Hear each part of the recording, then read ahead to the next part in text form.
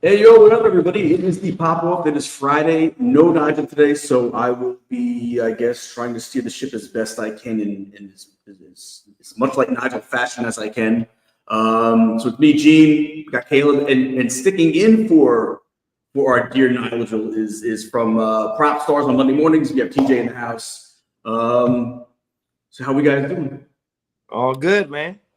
Oh, yeah, guys, I've been a fan of the show for a while, so thanks for having me on, Caleb. I always like listening to your takes and your passion, so I kind of feel a real brotherhood with you guys when I'm watching you. It's always funny watching you guys go after each other. So thanks for having me on. Definitely appreciate you being here, man. And make sure everybody goes checking out Prop Stars on Mondays at 10 o'clock on the Pop Sports Network. So yeah, listen, we haven't been on since, we have some final stuff to talk about. We have the draft to talk about. Already a busy offseason in the NBA, a ton of moves happening. We'll talk a little bit of NFL, just a little bit, just to kind of get the mouth watering for for the season that's coming up in about a month or two. Where do you guys want to start? Should we start with a little bit of a finals wrap up? I know it's old news now, but maybe talk a little bit about it because we got a chance to digest it. Can we continue the conversation on Cooper Flag? Because I think you guys are dead wrong. We can go there. I just want to get some of the final stuff out of the way, just because it's all news. Just say that. You see, TJ, what do you guys want to talk about? TJ says Cooper Flag. No. Let's talk about the final. It's like, that's what you want to start with. Hey, my wife does it to me all the time. So I give it, then I take it away, man. That's what I do, right? You know what? Nigel's not in the house. Nigel might let them go switch over to Cooper Flag. Gene doesn't. We won't even take much time on it. I really only want to ask, one question about it. It's something that came up the other night when I was on Sports Rants with Abby and Guy. Should there be an asterisk next to the Thunder championship with Haliburton going down so early in that game? No. The only championship, in my opinion, that should have an asterisk is the bubble champ in the Lakers 2020. I don't know. They should get a half a chip because of that. But injuries are part of the game. Mm-hmm. A worldwide virus that locks everybody up is yeah. Right? No. So injuries are part of the game, because if that's the case, I think Kawhi would lose his title for the Raptors because KD and Klay Thompson went down. KD with an Achilles, Klay Thompson with a torn ACL. I mean, damn. And you know what I mean? So I think you can't do that when it comes to injuries. So my answer is no. I think it changed the complexity of the game tremendously, though. I really think it did. But, I mean, what are you going to do? No, yeah, I agree on that for sure. I think that the asterisk, definitely not. But you look at the final score, I think it was a 12-point difference, right? You have that feeling that Haliburton could have made up that difference, right? And can we talk about really quick, though, like kind of the brotherhood in the NBA also? Like the way they, after the game, SGA goes over and like sees Haliburton dabbing his team up at the end of the game. I mean, it was only 3 quarters, but this was the best. The NBA is going into a direction that we haven't seen ever in my lifetime. We don't know who's going to be there next year. There's 15 teams that were sitting on the couch watching this game saying this could be watching this series. Saying this could be us next year, because nobody thought OKC, yeah, they were on a trek, but nobody thought the Pacers could do it. And the asterisk, definitely not. But I truly think the NBA is going into a way where we don't no clue who's going to be there next year. Ratings might have been a little down because of star power, blah, blah, blah. But I do think that the NBA is really trending in the right direction. And, yeah, definitely no asterisk. I agree 100%. No asterisk. But here's the thing is, I don't look at it like what could have happened, because you know what? If he would have gotten hurt and then all of a sudden OKC went on a run and kind of, took the game over, that's one thing. But we forget, man, they were still winning. The Pacers were still winning at the half without Haliburton. So I can't sit here and say, okay, well, because Haliburton wasn't on in the game, that who knows what could have happened. They were still winning without Haliburton for the rest of the half. They were still up for the rest of the half without Haliburton. So I is the cream just rises to the top. I don't think that it had as much to do with it. Listen, every team loses a player. Every team is banged up by the end of the season. Every team's hurting by the end of the season. And yeah, they did lose a player, but I'll also say that Haliburton he's not a superstar. They didn't lose a superstar player. They lost a guy who's at times when he's good, he's really good, but at times when he's bad, he's really bad, and he hits some clutch shots. But again, they were still winning through the half without him. So what was the difference between the rest of that second quarter and the second half is, you know what? They just got beat by a better team. Yes, but the Thunder started actually hitting the shots that they were missing all through because they were taking all of those shots and they were missing. The difference in the second half is that they started going in. So they're doing this exact same thing. And you're winning when they're missing, but you lose when they make them. It's like, but that's what I'm saying. That doesn't have anything to do with Haliburton. Well, what Haliburton is, even though I agree, not a superstar, absolutely clutch, like your boy Big Body Brunson, but he's the engine of that team. It's the heart, and they were trying their best to keep it going, but their players that needed to step up didn't. Pascal Siakam played even. He was good. He wasn't great. They needed him to take it. He didn't. Yeah. Your boy Toppin. Oh my God. He played like he comes off the bench in that game. Like it was horrific. And he was like, oh man, I'm thinking about my boy Hallie, which could be true, right? This is the new NBA where people send each other Christmas cards and all of that. Like this isn't the NBA I grew up on in the 80s and the 90s where it was, oh, fuck you. I mean, pay me, that type of thing, right? These guys are way different. So I think it did impact them. But when they didn't have that piece there that they need, like Haliburton gives you that thing, and they know when they thought about him that he was done.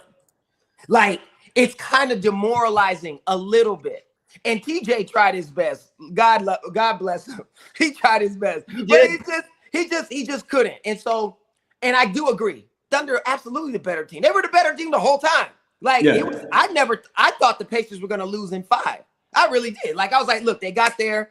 It's a wrap. You're not beating leather draws. That's what I call SGA, leather draws. That's how he played. He played like that's what he wears. Leather draws. It's just so smooth. It's crazy. So anyway, it's that. So yes, they're the better team, but they put up a good fight. They tried. I mean, Yeah, I feel like Oklahoma City, it's like in a boxing match when you got the guy beat, but you don't want to take that big swing and maybe get knocked out. So Oklahoma City was just kind of, okay, we got him. Then they went into halftime and coach was like, all right, boys, now we're going to step on their neck. You know what I mean? And yeah, I agree. McConnell did an amazing job. And actually, I was saying during the game, McConnell dominates second teams, not first teams, but he actually played amazing. And like what you said, it's kind of crazy that we're talking about McConnell and Obi Toppin so much when it comes to an NBA Finals. But that's what the Pacers were. They were 1 through 7 or 1 through 8. And Obi Toppin was the Siakam, of course, but Obi Toppin was the one they needed that 6 to 8 point kind of pop, and he never gave it to him. Yeah.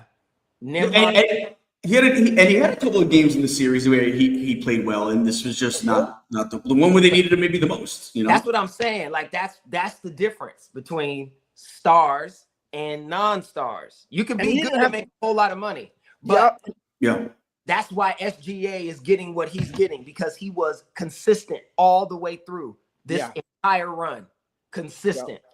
And Obi Toppin didn't have to put up a 25-point game. He needed just 6 to 10, a dunk, a 3, just something to kind of get the juices flowing, Yeah, I think he missed like 6 or 7 3-pointers. If he hit half of them, the game is different because 3 is the extra 9 points. So now you're only down by 3 as opposed to 12. You know what I mean? Like, I think it's a totally different ballgame.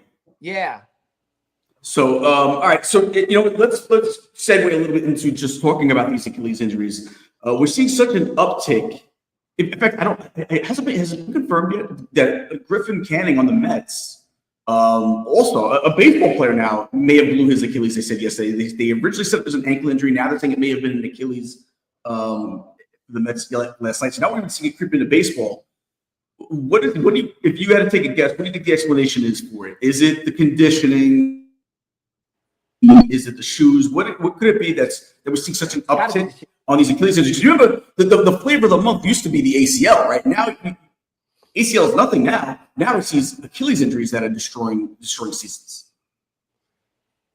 You got to see. Well, I would just say, I think, and it's so funny. JJ Redick said it last year when he was on First Take, and he said it's the pace of the game has changed so much from what it used to be back in the 80s and the 90s. It was a slower game. That's why the Lakers were so proficient, because Magic was running and gunning, right? But for the most part, it was a half-court game.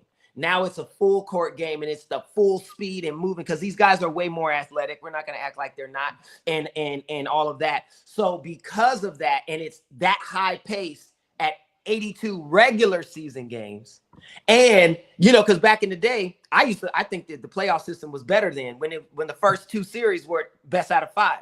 I thought that was, what I mean? Like, I like that. But now it's the best out of 7, all of them, all the way through. So you're putting more games at this high speed, probably different kinds of shoes. They ain't playing Chuck Taylors no more. Or, you know what I mean? Or the Jordans, they wear low top like crazy, so I think that has something to do with it. But then when you talk about the baseball player on the Mets and he blows his, well, baseball's still baseball. It ain't changed in 130 years. I know who never tore his Achilles was David Wells, because he wasn't working hard in the offseason, right? I think like the offseason has a lot to do with it. These guys are making, $3 to $5 million a month. Yeah. They don't have that luxury to sit on the couch and truly rest their bodies. They feel like they owe it to the fans, to their team, to maybe take a week vacation, where I feel like Barkley and all those guys back in the day, hey, they would truly take 3 or 4 months off, gain 25 pounds, then crush it in in training camp, stuff like that, lose it. And I think now these players feel that pressure. And with social media, God forbid they're taking a shot on camera, they're a party animal. I truly think they just want to live up to that contract so bad. And I literally think it truly needs to be looked at. You need rest, man. You need to rest your body. And it's sad to see, but you're right. It's creeping into baseball. Acuna was an ACL, but you're seeing baseball players get it now because they're making a ton of money and they feel like they don't want to rest because they don't want to fall behind. Yeah. And honestly, I'd prefer to see performance-enhancing drugs. I said that. Hey, listen, if it's going to make the game better for me to watch, do something, my man. Yeah, I agree though. You know what? Also, can I run something by you guys? Do you think there's a way, like, remember when the Niners guy got hurt running on the field? Do you guys think within the next 10 years, there's going to be something where, like, it's like a device, right? And they could kind of see, like, your tensile strength or something. And they're like, hey, your Achilles is, like, really thin. You know what I'm trying to say? Like, you think modern medicine is going to get to the point where they can be preemptive? Yeah, but they already have that. So Haliburton knew. He kept saying, I know, he knew the risk. They told him what was going on. Now, to the media, it's a calf strain. They're like, boy, listen. When your calf is pulling, it's because your Achilles is attached to it at the bottom. That's the problem. It's not the calf. It's this. So he knew. And they were telling him, like, listen, if you play, there's a possibility. And he said he did it and he would do it again. So I think they're closer to that, TJ, than not, where he knew what could happen if he played and he decided to. Which speaks to who he is. And you know what it is too, is if you look back with Aaron Rodgers, that whole summer, calf strain in camp, calf issues in camp. And what happened? 4 places in the season. Kevin Durant, the same thing. Kevin Durant, but now his calf. And in some cases, it doesn't happen. Remember, was it last season? During the offseason, we were hearing the same thing about last year about Joe Burrow. They kept saying the same thing about Joe Burrow. We kept saying, remember on the show we were talking about it, his calf's going to blow at one point this year, and he had to get through it. His did. So it is one of those things where the calf really does mean it, but it doesn't necessarily have to. Like, you still got to go out there and you know what? If you feel like you can go, you got to go, because it might not. Like with Joe Burrow, in Joe Burrow's case, it didn't pop. You know what I mean? Would the NBA season so long, would Haliburton decided to have take some games off during the regular season?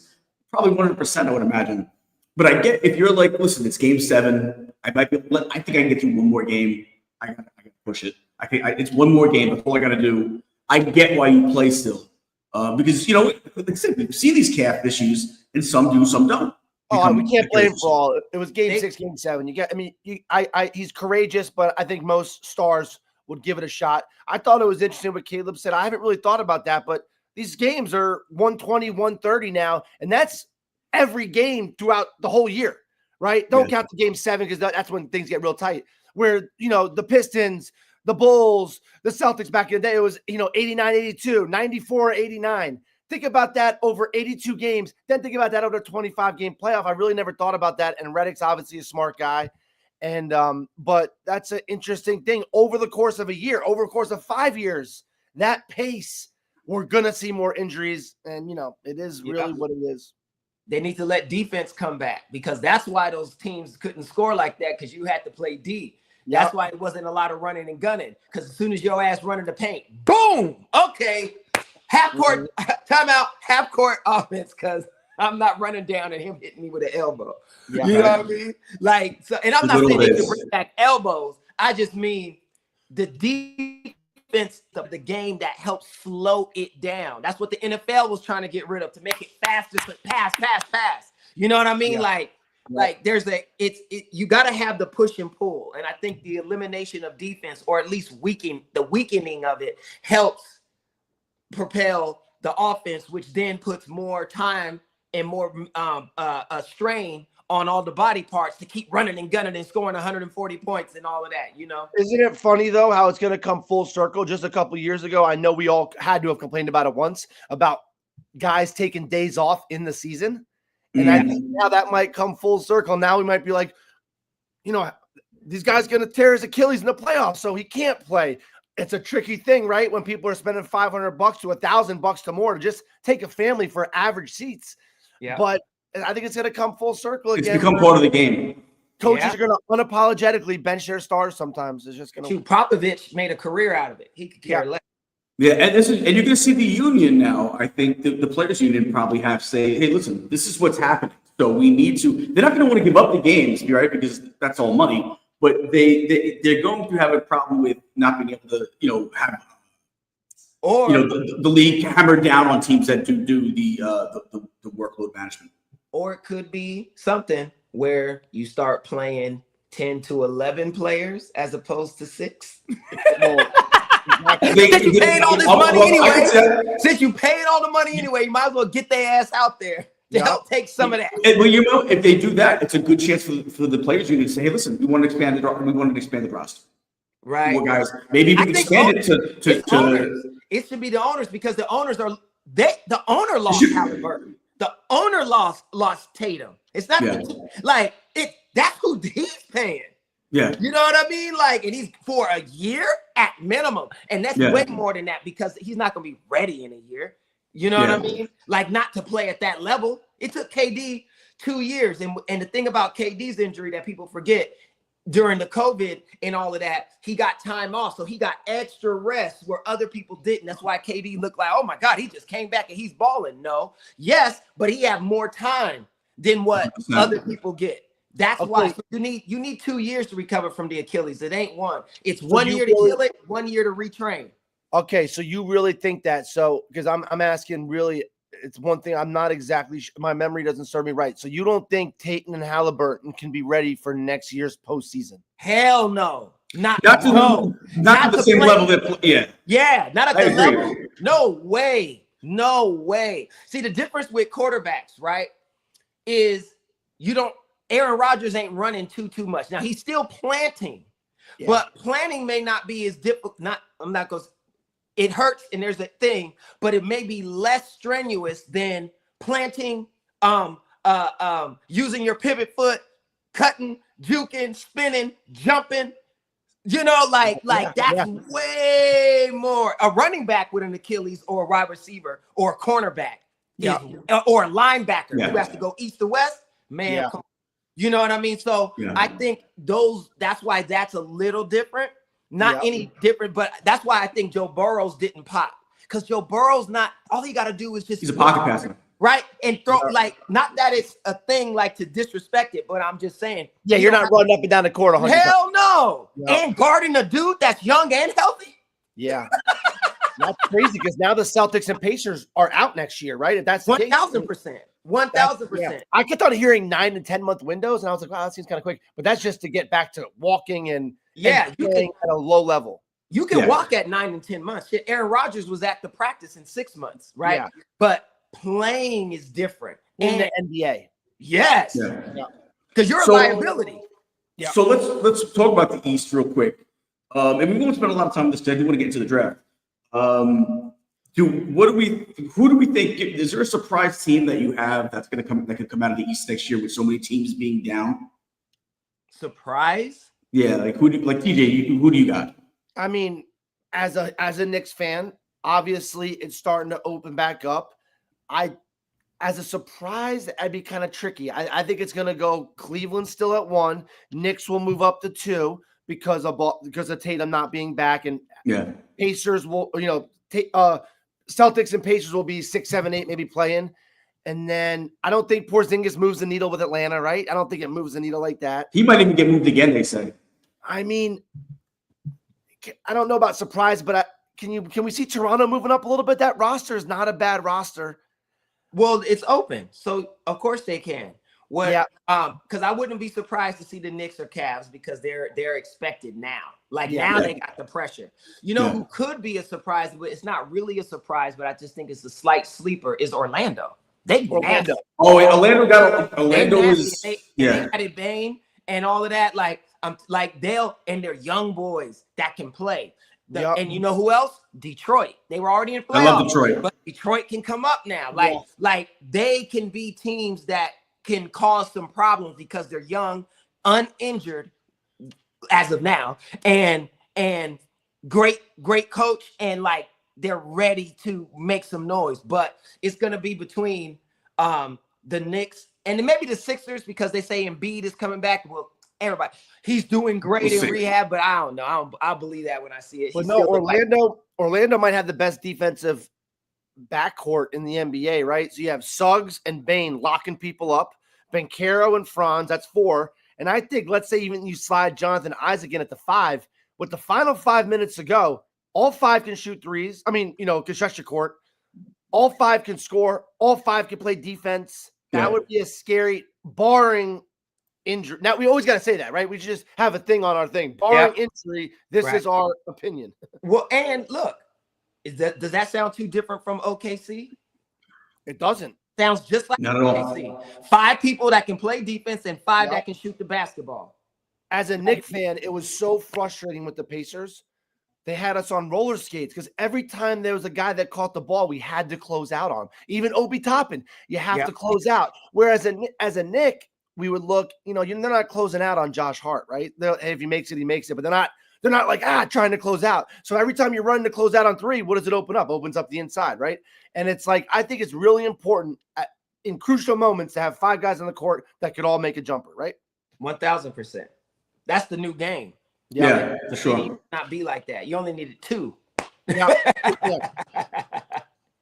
No, remember when the Heat were great and LeBron and Wade used to say Bosh is the guy. He could score 0 points, but he could sit at the edge, pull out a 7-footer, and open it up for LeBron and Wade. When Bosh was out, everything was clogged up, and now LeBron and Wade don't really want to shoot 18-footers or 7, or 3. They want to go to the lane and create. So, the Magic, living in Orlando, I'm embarrassed I didn't bring that one up. But, Orlando and definitely Detroit, I agree with that. I mean, Detroit had the Knicks on the ropes, straight up had the Knicks on the ropes. And you felt like you're watching the Pistons, you felt like they're 1 year away. Yeah. Doing serious damage.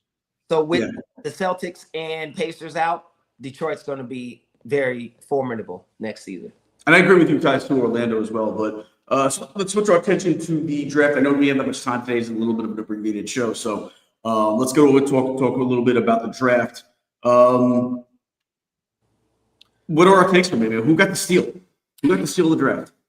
I mean, can we address the elephant in the room first? All right, go ahead. I'm going to pass the floor to you guys. I'm going to let you guys rant about Cooper Flagg. You guys aren't. When it comes to the number 1 pick, I respect that for sure. But let's hear why.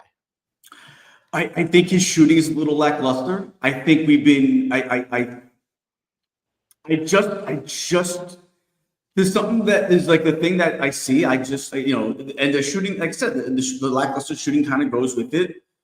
We've anointed this kid. I don't think he's really done much to really get that. Like I said, I like a lot of what Ace Bailey and Dylan Harper has done at Rutgers. They didn't go to the big dance. They got you like Dylan's mom. You can't even even Dylan's mom. Dylan says about Dylan's mom. G was in the chat. G was in the chat. G said, "Who is that with Dylan?" I was like, "That's his mom." First you know who's that with Harper? And you thought I was talking about Ron Harper's daughter. And he's like, "That's Ron Harper's daughter." I'm like, no, the other one. I was like, "That's his mom, man." Have you ever seen that though? Like two guys in the top top 5? Top 5. You're both playing for the same team and you can't make the big dance? Like, hey, I remember Markelle Fultz was the number 1 pick. His team didn't go to the big dance. Fultz wasn't never. That was maybe one of the biggest busts in NBA history. Yeah, I think that's a little scary. I'm not saying they're not good, and I'm not in the combines, but you have 2 guys in the top 5 make the tournament, have a winning record at least. Well, I will say this: I'll be watching a lot of San Antonio Spurs games to see who's sitting courtside. Because his mom is fantastic. Wow, I love it. I thought that was his sister or something. She looks great. That's Ron Harper, boy. Ron Harper back in the day. So my thing is this, right? I think Cooper is a fantastic player, right? Obviously, I just don't think he's going to be what the media is trying to make him be, right? And what they're trying to make him be is something he's not trying to be. It's not his fault, right? And I'm going to say, so as TJ said, the elephant in the room. So here's the deal, y'all. We're going to talk about it. We're all in America. We know what it really is. Cooper Flagg has the right complexion and the right last name. Yep. Do you know how bad white America wants a white player again to be excellent in the NBA? They want an American white, not from Europe. Because if Luka Doncic was from Texas, Lord have mercy, Jesus. He'd be the biggest thing in the NBA. Are you kidding me? Luka? Like, that's what they want. But he's from Croatia. So they don't like it. So they want it to be Cooper. The same thing what Caitlin is doing in the WNBA. The problem is it's the WNBA. America wants it to be the NBA. That's why ESPN was cutting Cooper's highlights with Larry Legend, which I felt was so disrespectful. How dare you put him with Larry Bird and he ain't even touched the floor yet? It also makes it so obvious that that's the push. They already doing this picture with the Mavs jersey with the American flag behind them. I'm like, Lord have mercy, boy, America. He's going to have commercials before he win anything. It's about to be insane. And that to me is a lot of pressure. There's a lot of pressure on him, right? And so what's going to happen is guys, they're going to make him play immediately. Guys are going to be trying to bust his you-know-what. And let me tell you, guess who he's got to guard? Kevin Durant, because he plays 3 and so does KD. Watch what happens, right? Like you're going to be, it's like there's going to be a lot of people just going at him and forcing him to go faster than his, than his development, right? And I think he will be good. I just don't think he's going to be Luka Doncic, right? Because here's the thing. Cooper does a lot of things good. He doesn't do one thing great, right? Luka don't play no defense, but he is phenomenal offensively, right? So there's something that you get in return, right? Mm-hmm. Larry Bird played great defense. He was a great passer and a phenomenal scorer. You see what I'm saying? Like I think Cooper's going to have to develop one thing to be elite and then allow all the other things to come in. And that's what makes real superstars. And I just think it's going to be harder for him. I think it's unfair. And I think the media is putting more on him than what he wants or even deserves, because there's going to be a lot coming. Wemby put 30 pounds on him. That's all I'm saying. You don't want to do it like that with 30 extra pounds on it, because that was his. Do you know what Chet Holmgren would be if he wasn't 7'1" and 145 pounds? Yeah. No. Oh, go, Gene. Go. No, I was just gonna say, you know what it is I feel like they're doing a lot of the same pressure that they did with, and we talked about it before the show. Now I'm blanking on the name. Christian Laettner. Right. Christian Laettner had that same thing. He also played with the USA team. He came out. There was a lot of pressure on him, and I know he didn't get drafted #1 overall, but that's because a beast of a player named Shaquille O'Neal was coming out the same year, and nobody was, obviously nobody was best on him. So a lot of other years, it might have been Christian Laettner as #1 pick, but he wouldn't have been deserved. And again, Christian Laettner had a nice career, a long career, and I think that's what we will see with Cooper Flag. I think he'll have a nice career. Kevin Love.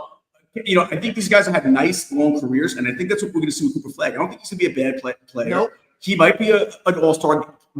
Oh, he's going to get an all-star because all-star's here and popularity. there.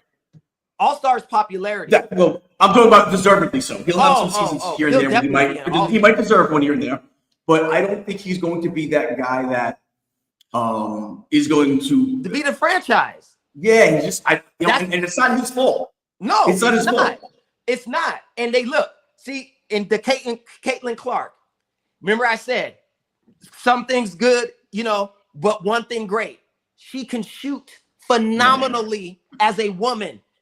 She can shoot as good as a man too. I'm not doing that. But what I mean is her range and ability to shoot the basketball is unparalleled. That's what makes her elite, because she could do something at an elite level that others in the league cannot do at the level that she does. Some can, but not a lot, right? Mm-hmm. So she does one thing great.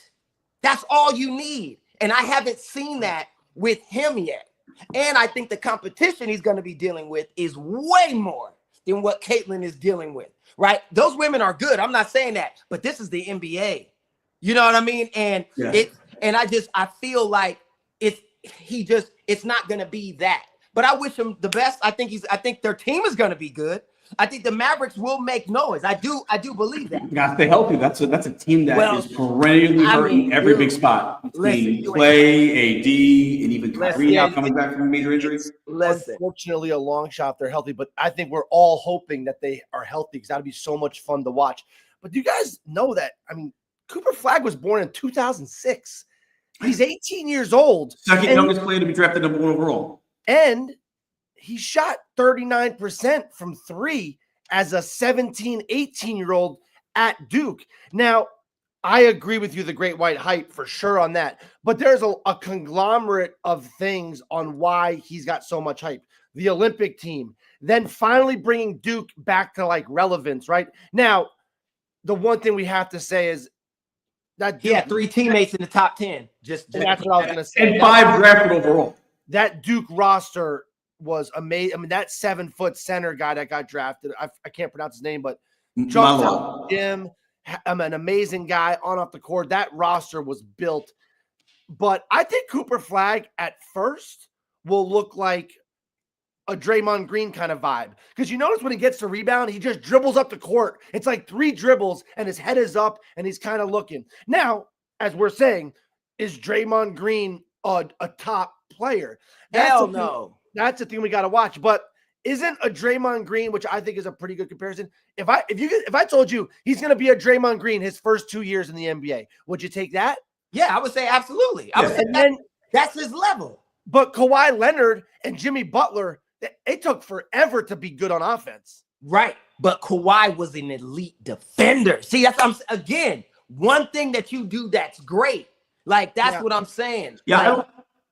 I don't think you guys are saying. You guys are just saying the jury. I agree. The jury's still out, but he's 18, and he already. I know you were saying how the Olympic guys are kind of maybe just pumping him up a little bit, but I heard that wasn't bullshit. That was true. That he was hanging with those guys at 16, 17 years old.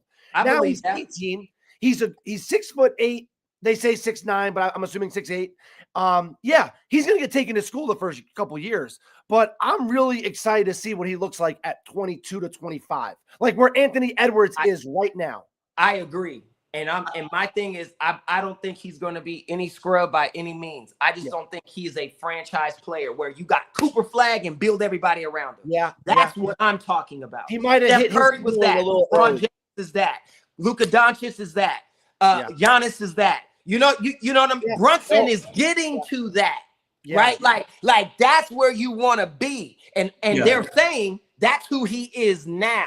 Yeah. That's the problem. That's my only gripe. Larry Bird came out from Indiana as that. Yep. Build the team around this dude.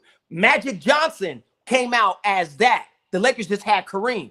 And Kareem, as you saw in Winning Time, Gene's favorite show, he had to get with the program. He had to get with the program. It's showtime. You know what I mean? So that's all I'm saying. Like, and I just don't think he's built the franchise around yet. Yeah, and it would be interesting to see if he did what Larry Bird and Magic Johnson did and played 3 to 4 years in college too, right? Because I think then we would have it's a different world now, though. It's a different world, but I see what you're saying. That Cooper Flag will always be the 17th best player in the NBA, which is amazing. And here's I think he could eventually get to top 10, and that's like him at his best. Yeah. Here's the thing: I just feel like because they're setting the bar so high, it's like what LeBron faced. They put him on the cover of ESPN, like greatness or whatever. I don't know. Of the magazine before he played. So he had all this pressure. So when he wasn't winning, he was killing himself, which is why he was like, I gotta go. I have to win. Yeah. You know what I mean? Yeah, he's already been crowned. You're saying that's my point. Like that's what they're doing to this guy. And I think that's unfair. Like Ace Bailey, who I'm just saying, he don't have that pressure. No, he does not. That's the point. Like leave the dude alone. But it's because of his skin complexion and his last name. The world won't let him. America won't let him. Yeah. I'll tell you what. I think Ace Bailey will be a better player than Cooper Flag. I think he's better offensively, without a doubt. For sure. Without a doubt. So he's already got one thing that he's doing great. That I'm telling you, that's the thing. One thing great is what gets you on a solid spot on a team, whether it's hustle, rebound, defense. You know what I mean? Mm-hmm. Yeah. Also, Cooper Flag, I did say he shot 39% from 3, which is true. But if you watch the tournament, a lot of those are wide open looks. And that college three, like in the NBA. No, I give you that because I was going to say the same thing, TJ, but I didn't want to because he still made them. See, to me, I don't do that. I've seen people miss wide open threes all the time. I saw that in the championship in Game 7. I saw. So it ain't like it's just it's open, so it's cash. Yeah. You know what I mean? So there's that. What I took away from Cooper, he had the opportunity to win the game, and he came up short. The shot hit the front of the rim. That speaks to fatigue. That speaks to nerves. It speaks to whatever, right? And I was like, and not that that's wrong. I've seen greats miss.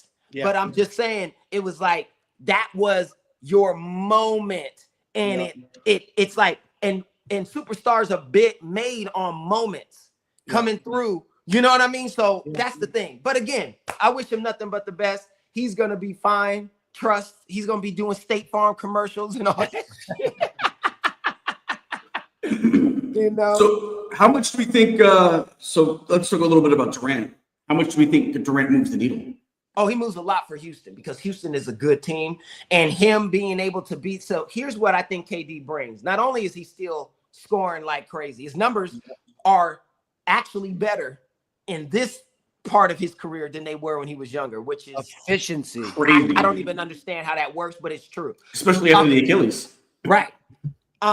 He gives a level of knowledge and veteranshipness to these young boys outside of VanVleet, who's the champion.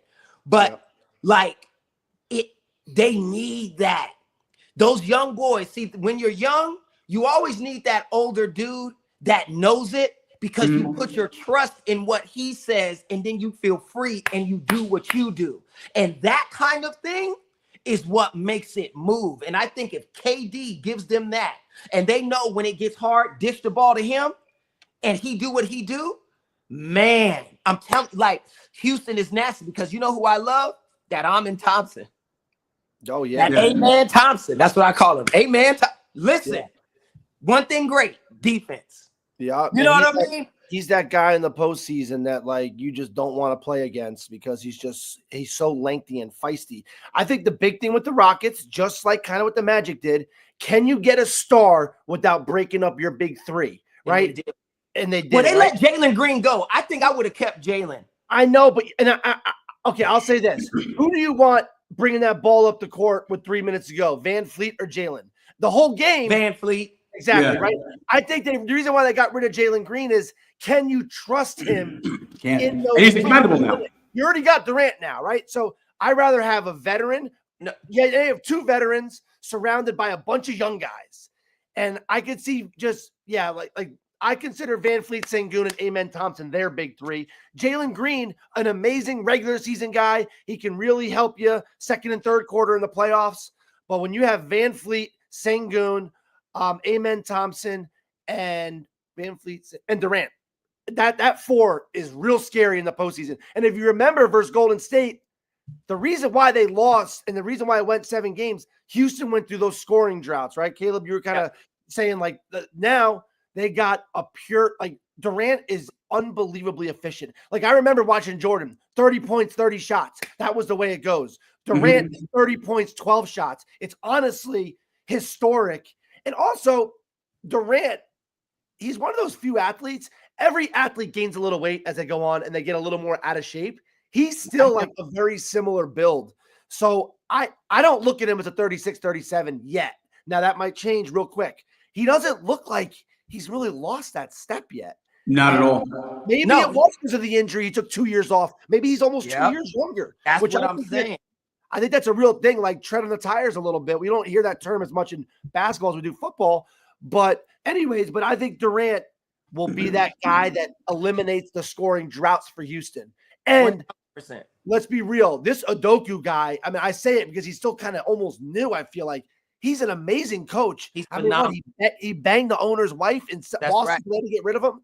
But like, wait, is that what it was? Was the owner's wife? I thought it was just a woman that worked there. No, it was one of the. It wasn't the owners. It was a high executive's wife. But he was high in the ranks. But the thing is, she just worked for the Celtics. Just don't bring your girl to the office. You know what I'm saying? Oh man. R. Kelly said, "Don't bring your girl to the club." You know what I mean? Just don't. Not when Ume's in the building. But I'm gonna just say this though. I think you're right on the money. The coach takes it to another level. Ume wanted KD. He told them, "Do whatever you got to do to get me Kevin." Right? Because they had history in New Jersey. Well, I mean, in Brooklyn when he was on the Nets. So here's and I think it's crazy. Here's the thing about Jalen. Here's what sealed his fate. He had 3 games in their series with Golden State where he scored in single digits. Yeah. You can't do that as the number 1 option. You got Wingstop commercials, but you go scoring single digits. Not with that talent, and that's what I think. Like he's obviously VanVleet isn't as sexy 100%, but I just think I didn't know Durant and Udoka had that history. But God, he's a Udoka guy. Udoka is just. I mean, this guy knows ball, right? Yep. He literally just changes teams around, and it looks like the players respect him and love him. And I truly think he deserves part of that Boston championship because of course he does. He just really like. It's almost kind of like what Golden State did with Mark Jackson a little bit. Like Mark Jackson got him right there, and Kerr kind of. How about he still never got a coaching job again after that? How about it makes you think what happened. Well, you know what happened, and it's like, damn, like that's how we do it, really. Doc Rivers is still coaching, baby. You know what I'm saying, Gene? That's Gene's boy right there. I don't know. He's not my boy. I like him as a player. At one time, I didn't. No, I know. I'm just trolling because I know how you really feel about Doc, and I'm saying Doc is still coaching, and Mark Jackson never got a job after that. Yeah, Doc Rivers only has 1 title, right? Was he up 2? 1. He's 1, right? Yeah, but back to Houston, they're gonna be real fun to watch. And oh man, that West. I mean, the NBA is, I think, in a great spot right now. Like we were like, oh, it's gonna be the Heat and one of 3 teams in the West, right? For a longest time. It's gonna be the Lakers with Kobe and Shaq, and then it's gonna be somebody else in the East. And then it was the Warriors and Cavaliers 6 years in a row or something like that. Exactly, right? And then it leaked into the Warriors and the Celtics, and we kind of knew it was, but now we have no clue. And that's really fun I mean, OKC is a juggernaut, but we all agree. I think OKC wins another one. And they're young enough. OKC probably wins another one with this team, maybe 2, but they're going to, over the next 5 or 6 years, it's not going to be them for 5 years in a row, right? I mean, they won 2 in the next 5. That's crazy. Crazy good or crazy bad? No, like I would not bet. Like, I wouldn't bet that because the way the NBA changes over so much because players can move. But for them to do that would be, you got to start talking about them as a dynasty. Well, you know what? Yeah. I think next year, I think they're going to have one goal for next year. Like, right. I mean, besides the championship, they want to get to 70, right? Because they got 68. That was a quiet 68, by the way. But once you get to 70, that means you only lost 12. You're 70 to 12. That's historic talk. Even though it is funny, right? When Golden State had that year where they won 72, they lost, right? 73. They won 73-9. They beat the 73. Bulls record, and they were talking about they were the best team ever. They lost, and they asked Jordan, and Jordan said, "Well, if you don't have a ring, it don't mean a thing." Yeah. So and then they added Durant, right? So 72-10. Yeah. And then they got Durant, and then 2 in a row. I mean, but that was cheating. That's like that. I 100% agree with you. That was straight cheating. And was it Adam Silver still there? He was there running the show, right? Yeah. He should have literally just called them both and be like, "Hey guys, I'm a king right now. I'm shooting this down." You know who David Stern did that when Chris Paul was supposed to go to the Lakers. Yep. David Stern said, "Oh no, you're not going with Kobe. Make your ass over there. Yeah, stay there in New Orleans." He stopped that, and that kept Chris Paul from getting a ring. Hey, I do that in fantasy all the time. Sometimes there's a trade they both agree on. I should have done this with Gene, but I trusted him a little bit. I'd be like, "Nope, you guys aren't doing this trade." Was that the Judge trade? Yeah. Yankee fan trades away Judge. My first overall pick. My team's named after when I traded him away. All right, but anyways. It wasn't worth it, as it turns out. So, yeah. All right. I know we only got a couple minutes left. So we're not going to touch NFL today. We'll do NFL because I really wanted Moody to be here because me and Moody like to argue, especially when it comes to the NFL. We like to never agree. So we're going to put the NFL on the back burner for today. But let's talk real quick about some of the other quick trades that were made real quick, and then we'll get out of here because I know Caleb's got to get out. Which trade do we think makes the most sense is going to be the bigger trade out of them all? We got the Porzingis one, we got the Poole one, and Jrue Holiday and Mark Williams. He finally got traded. I guess he passed his physical this time. Which is the one that we like most that we think it will pay biggest dividends, Caleb? In what? For the new team they're going to. We got the Porzingis trade to Atlanta. Yeah. Poole to New Orleans. Mark Williams from Charlotte, and Jrue Holiday to Portland. Well, you know what's crazy? I like Jrue in Portland because, again, it creates the team. Porzingis in Atlanta is not going to work. He doesn't seem like he flows with what they got going, right? Mm-hmm. I don't like that. I like the Jrue. It's not his fault. I think real quick. Well, of course it's not his fault. Tough to play with. The Celtics are moving because of Tatum. You know what they're trying to do? They're trying to move Brown. I'm trying to tell you now. They're trying to move Brown or White so they can get a gang of picks. You're not the only one saying that. I don't know why, but everyone is saying that. It's true. It is true because it's on the money. That's why people are saying it. Because Jaylen Brown is good, but to me, I think he's good, but not great. And they're betting on Tatum, but he's really good. So they can get a lot for Brown. And plus, he's $300 million. You know what I'm saying? Yeah, but that's not the question. The question is, I think Jrue in Portland, for whatever reason, I like that. A lot of people don't. I get it because of what Portland gave up, right? They sent that young boy over there, and I get it. But Jrue, again, when you got a veteran and Jrue does one thing great, defense, right? Portland is already good at that. But now you got somebody that can help you lock in and a trusted veteran that can get you a shot in the clutch, but also hit them free throws. You know what I'm saying? Like, and with them, I think that's kind of what they need to like rejuvenate themselves to get to just being okay. You know what I mean? They're not going to do nothing. I don't think I'm saying they're going to do something. I just like Jrue in Portland. I think his style fits kind of what they need at this particular juncture. Yeah. I mean, the Boston Celtic thing. So let me ask you guys something really quick. Do you think that the whole front office and everything changes because Tatum got hurt? Yes. Oh my God. Yeah. You're saying it's a 2 year or 2 years till he's back 100%. So like, I'm like kind of confused because Anthony Simons seems like one of those guys, like a finishing touch to a championship team.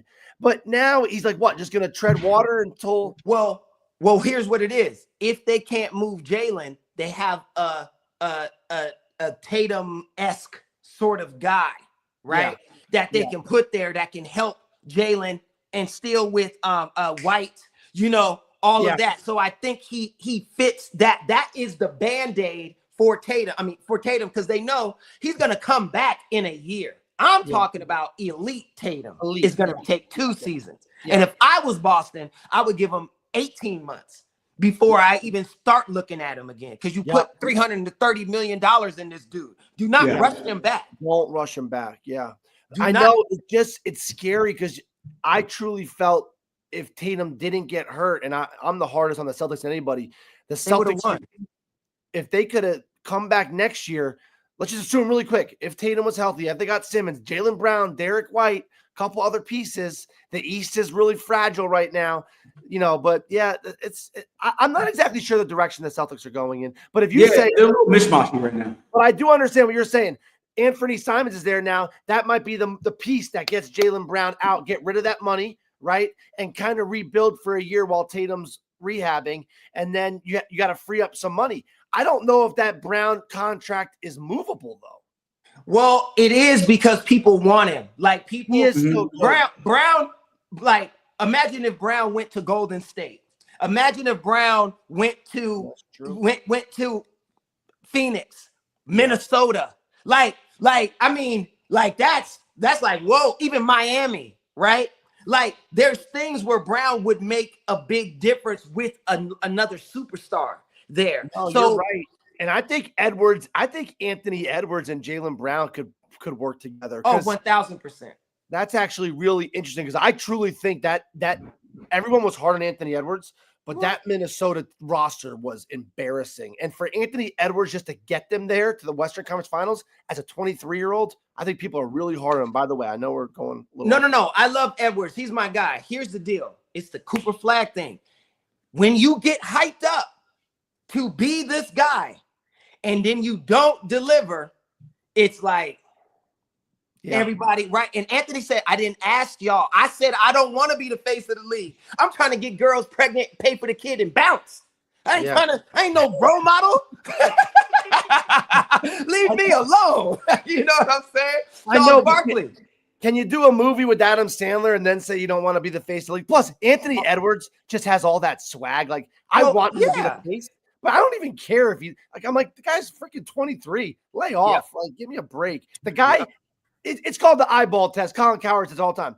It looks different when he's running up and down the court. With Anthony Edwards, it looks different. Back to Jaylen Brown, though. I honestly wish I could, get in front of him and shake him and just be like, you are good. You can shoot. Because I always feel like when he's, lining up for three, it's not just like he used to be. It's, a little hesitant. And it's scary if you have a shooting guard that can't shoot because he's so good at everything else. And he can shoot, but he's, in his own head from three, right? And if he could just figure that out, he's so deadly in the post. His defense is scary as a shooting guard. And I know he can shoot threes. I know he's at the gym right now banging 50 out of 60 in warmups, right? But it's if Jaylen Brown can figure it out and get that confidence back, he is an elite defender and I think a top guy that would be interesting to see. Because all those teams you just said, I'm like, wow. Steph Curry to finish out his career, Jaylen Brown, hold on to Jimmy Butler and all that stuff. That would be so much fun. Minnesota with them two together, Miami with Hero and Jaylen Brown. I can see Brown fitting in all those places. Yeah. That's what makes him valuable. That's why the Boston can move him. Yeah, that's true. And you know what, too, is you might have to take a little bit less because of the money. You might take a little bit less back with picks-wise, but you'll definitely be able to move. Yeah, Boston, you're gonna when you're moving a contract like that, you're gonna lose that trade. And okay. No, go. No, I was just gonna say is I'm not sold that Simons is any good. I'm gonna believe in Simons. I'm just not. I get it, but he can be he's a helper. Again, Boston is putting a Band-Aid because they lost their big fish, and they know for all of next season, there's no way he's playing next season, right? So it's like they got it. What are they gonna do? Just tank? Because if that's the case, trade Brown, trade White, and get a gang of picks. But then Tatum's gonna be mad because he ain't gonna win for a minute. You know what I mean? Like, and in Boston Celtics, you just can't have that mentality. You got to kind of show up, right? No, Gene, I agree with Simon's, and I was looking at some numbers before because I've really watched him play a little bit, but I've watched his numbers every game pretty much because I just, fantasy basketball stuff. You kind of thought he'd have better numbers because he was like the star of the show for that year or two, right? They brought in Scoot Henderson, but he was like their elite scorer for Portland, and he only averages 20 points a game. He should have been like a weird, like, hey, he scores 30 points a game, but he shoots a lot of shots, and yet we don't know who they are until we see him in the playoffs, right? Like, I always thought Derek White was good, but when I see him in the playoffs, I'm like, man, that guy's special. He's not an elite athlete, but he's just special. He steps up. He steps up. Like Austin Reaves, the opposite, right? He's so special. But in the postseason, I like Austin. It's hard for me to root for them because I don't like LeBron because I think he's just always putting on some sort of ploy to, like, it's so phony with him. So it's hard for me to support because I love Luka, but it's like it's just hard because that guy's there and he turns everything into why he's the GOAT. It's like, no, LeBron's. I was trying to explain to my stepson because he was like, hey, why is Luka like so special? So I sat down, we watched a Laker game. To watch Luka when the ball is in his hand, like everything he does when the ball is in his hand is like almost like Magic Johnson. It's so special, right? Like even his little stupid chest passes to someone, it's special. Like I don't think we've ever seen a guy that is so gifted, like hand-eye coordination. What I like about Luka, and I think it's a European thing, and it's not because old school NBA players, American NBA players used to do it too, but Luka has the ability to get the ball and put it on one side of his body, and you're right here, and dip into you for a little bit, and then back and shoot, and that arc is cash. It's Dirk Nowitzki. I'll never forget. I met Dwayne Wade. We were in Miami and we were at a place and Dwayne Wade was there. And they had just lost to Dallas.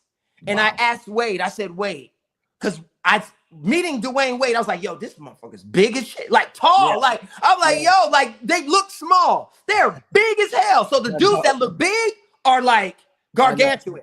So anyway, so real quick, I said, how come you couldn't stop Dirk?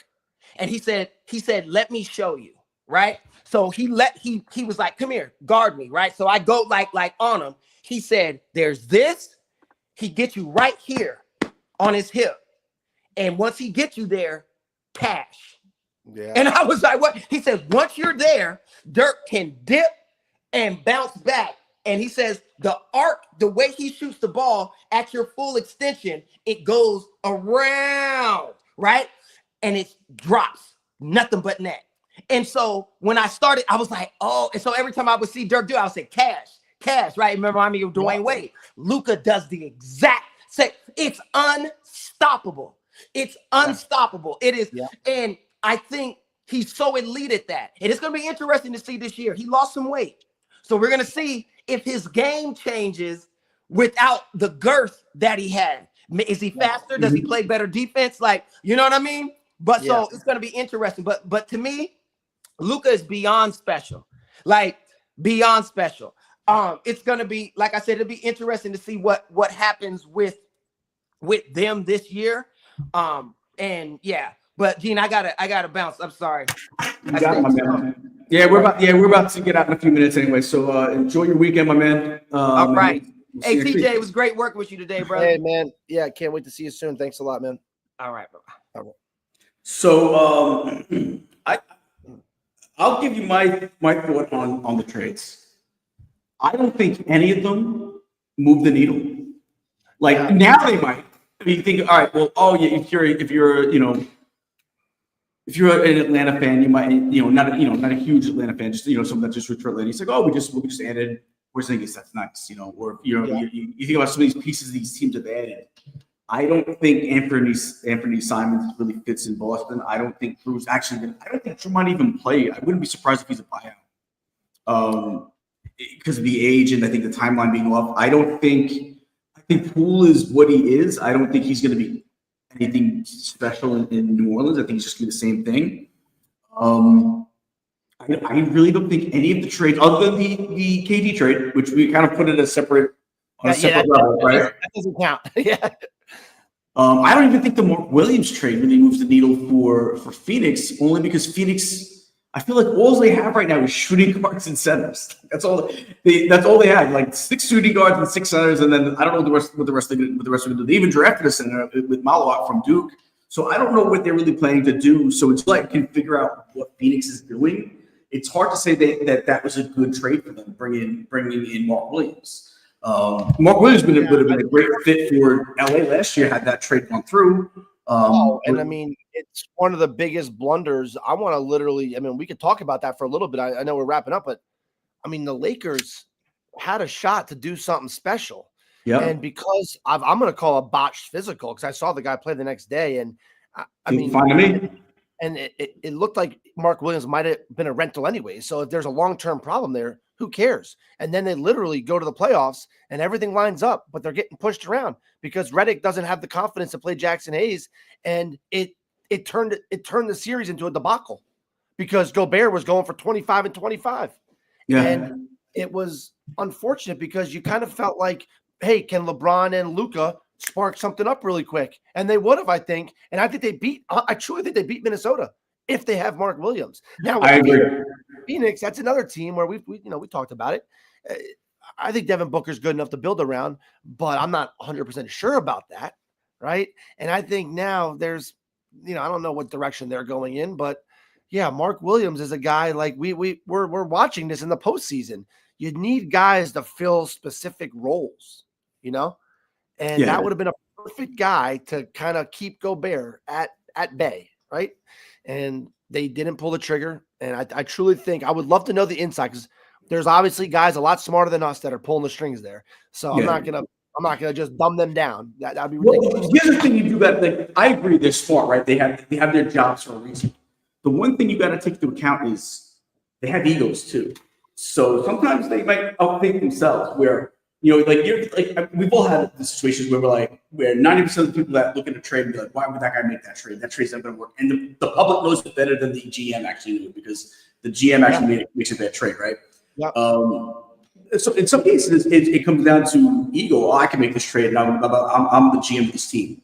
And so sometimes they might know more, but sometimes their ego gets in the way, man. So I can't always put my faith in the fact that they know more than me. It's nice to say I do say it sometimes, but there's that thought process too that maybe they don't. Maybe their ego is kind of mixing up their brain. Yeah, and over the last 10 years, kind of just rubbing elbows with certain executives in the NFL and MLB.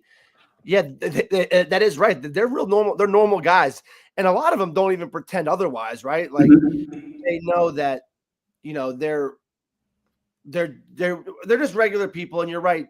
I do think that sometimes when something gets in their head that maybe they just don't make the right decisions. And I always say this, I always refer back to the Stephen A. Smith thing. It was like 6-7 years ago. He goes on this huge rant, not a rant, but they were saying that he wasn't good at his job and anybody could do what he does. And he went on there and said, yes, you guys could do what I can do. But could you do the 30 years before that when I was the mailroom guy, where I was this, where I was that? He goes, this is the easy part, yelling on TV. Yeah. To get there was hard. I feel like with a GM, it's the same thing, right? Cashman was an intern for Steinbrenner, right? Omar Khan wasn't a GM. He had to work through the ranks, and then he got to that part. The general manager part isn't that crazy. It's what you do to get there. I know it's a bit of a tangent. I always like to make No, but you're right.